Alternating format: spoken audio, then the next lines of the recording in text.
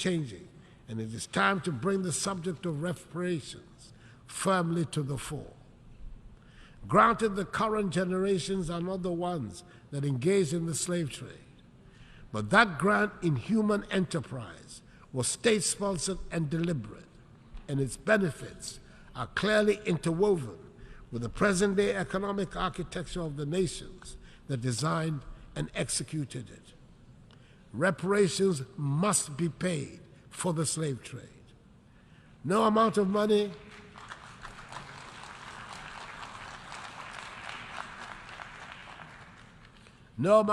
will ever make up for the horrors, but it would make the point that evil was perpetrated, that millions of productive Africans were snatched from the embrace of our continent and put to work in the Americas and the Caribbean without compensation for their labor.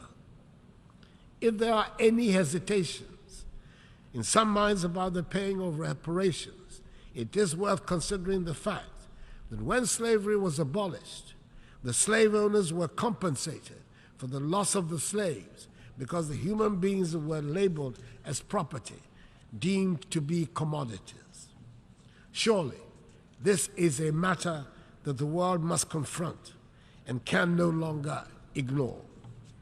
The African Union has authorized Ghana to hold a global conference on the issue in November in Accra.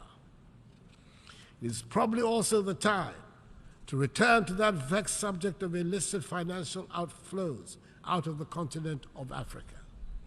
I refer to the report of the panel chaired by the highly respected former South African President Thabo Mbeki on the illicit flow of funds from Africa, which states that Africa is losing annually more than 88 billion United States dollars through illicit financial outflows.